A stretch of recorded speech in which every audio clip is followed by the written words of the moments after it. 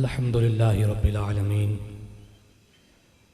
والصلاة والسلام علی خاتم النبیین وخاتم المعصومین وعلی آلہ الطیبین الطاہرین وصحابہ الراشدین اما بعد فاعوذ باللہ من الشیطان الرجیم بسم اللہ الرحمن الرحیم فإن اللہ هو مولاہ وجبریل وصالح المؤمنین صدق اللہ العظیم الصلاة والسلام علیکہ یا سیدی یا رسول اللہ وعلی آلکہ واصحابکہ یا سیدی یا حبیب اللہ۔ نہایت واجب الاحترام پیر طریقت رہبر شریعت حضرت صاحبزادہ پیر سید علی سجاد حیدر صاحب زیدہ شرفہ اور دیگر پیر بھائیوں، قبلہ حضور کے حکم کے مطابق چند گزارشات عرض کروں گا۔ میں تو دعا کے لیے حاضر ہوا تھا، حضرت نے حکم فرمایا، قبلہ مجھ سے قبل علامہ صاحب گفتگو فرما رہے تھے، اس پہ چند گزارشات عرض کروں گا کہ اللہ والے کیسے اپنے غلاموں کی مدد فرماتے ہیں۔ صرف دو تین گزارشات کتب مخالفین سے عرض کروں گا۔ جو میں نے آیہ مقدسہ تلاوت کی ہے، اس کا ترجمہ مولوی صلاح الدین یوسف نے اس طرح کیا ہے کہ تمہارا مددگار اللہ،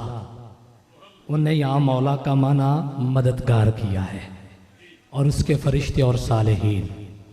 مولوی زکریا دیوبند کا جو بہت بڑا ایک نام ہے، اس نے اپنی کتاب فضائل درود شریف کے اندر من کنت مولا فعلی مولا، یہ اس نے الفاظ لکھے اور نیچے لکھا ہے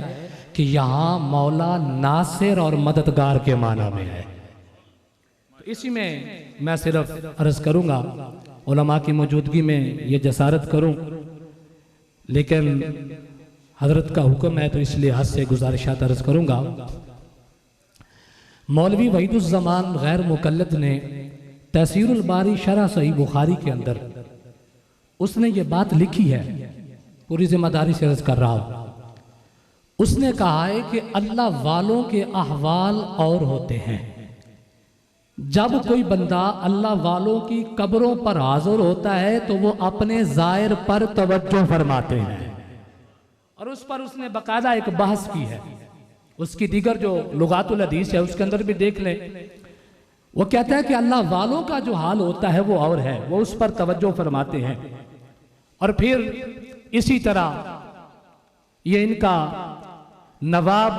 صدیق الحسن خان بھوپالی، اس نے کتاب التعویذات کے اندر اور اپنی جو ہاتھ سے لکھی اس کی اپنی زندگی کی وہ ساری کرتوتیں ہیں، اس نے جو اپنی ہاتھ سے لکھی ہیں، ان کے اندر بھی سلسلہ عالیہ نقشبندیہ کے حوالہ سے اس نے بڑا کلام کیا ہے، اور اس نے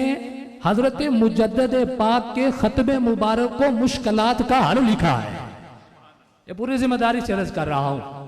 اور مولوی ابراہیم سودھروی، اس کا ایک ہے خاص،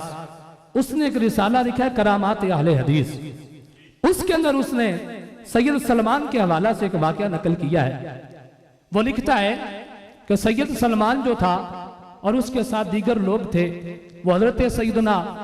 پیران پیر حضرت مجدد الفسانی رضی اللہ تعالیٰ عنہ آپ کے مزار مبارک پر حاضر ہوئے، اور ساتھ جو وہ صوفی صاحب تھا اس نے مراقبہ کیا حضرت مجدد کی مزار پر۔ حضرت شیخ احمد کی مزار پر جب وہ مراقبہ کرنے کے لیے بیٹھا تو سید سلمان کہتا ہے کہ میں نے یہ سوچا کہ ہو سکتا ہے کہ انہوں نے خاص باتیں کرنی ہو۔ وہ کہتا ہے میں اٹھنے لگا تو مجدد الفسانی نے میرا ہاتھ پکڑ کے مجھے بٹھا لیا۔ یہ پوری ذمہ داری سے عرض کر رہا ہوں۔ اس نے لکھا ہے کہ مجدد الفسانی نے، حضرت شیخ احمد نے مجھے ہاتھ سے پکڑ کر بٹھا لیا، اور کہتا ہے یہ واقعہ حالت بیداری کا ہے، حالت خواب کا نہیں ہے۔ اور ایک حوالہ میں عرض کر دوں، مولوی اشرف علی تھانوی نے 100 سے زائد واقعات لکھے ہیں، قصص الاکابر لقصص الاصاغر اس کا نام لکھا ہے۔ اس کے اندر اس نے ایک واقعہ نقل کیا ہے، غالباً صفحہ نمبر 49 ہے، اس میں اس نے لکھا ہے کہ جب ان کے دو نام نہاد شہید جن کو یہ جو ان کے نزدیک ہیں سید احمد اور شاہ اسماعیل، یہ جب گئے نا، جو اس نے بات لکھی ہے جہاد کے لیے، تو وہاں پٹھان علماء کرام آ گئے، اور اس وقت پٹھان علماء کرام علوم اور فنون میں مہارت تامہ رکھتے تھے۔ کہتا انہوں نے شاہ اسماعیل سے سوالات کیے، انہوں نے جواب دے دیے۔ مولوی تھانوی لکھتا ہے جو سید احمد تھا نا وہ کافیہ تک پڑھا ہوا تھا، کافیہ سے آگے وہ نہیں پڑھا ہوا تھا۔ تو جب سید احمد کے پاس انہوں نے آ کے سوالات کیے نا، تو جب کوئی سوال کرتے وہ کبھی دائیں منہ کر کے جواب دیتا، کبھی بائیں منہ کر کے جواب دیتا۔ اب جو الفاظ تھانوی نے لکھے وہ پیش کر رہا ہوں۔ کہتا جب ان کے جو تھے چاہنے والے وہ اکٹھے ہوئے، اس نے تو لکھا ہے مریدین، جب اکٹھے ہوئے، اکٹھے ہو کے اس نے پوچھا انہوں نے شاہ سے کہ بتائیں جناب، آپ سے سوالات ہوتے تھے، آپ کبھی دائیں منہ کر کے جواب دیتے تھے، کبھی بائیں منہ کر کے جواب دیتے تھے، اس میں مسئلہ استعانت بالکل حل کر دیا اس نے کہا جناب کیا کروں، جب یہ پٹھان آئے تھے نا تو میں نے اللہ سے دعا کی یا اللہ ان سے مجھے بچا لے،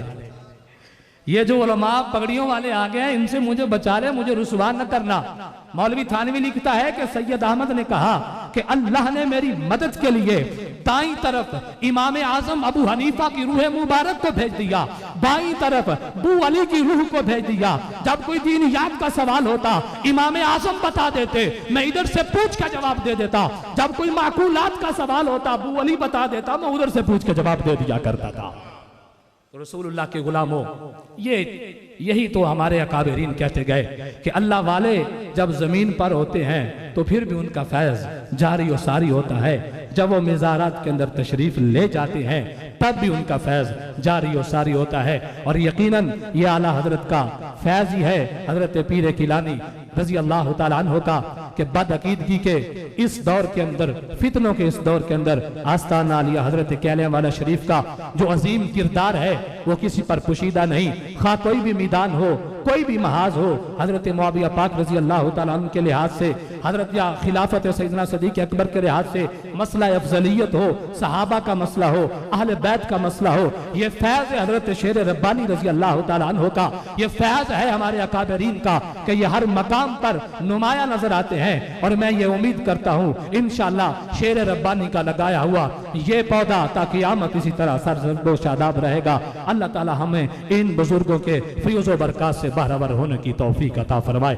وما علینا الا البلاغ المبین۔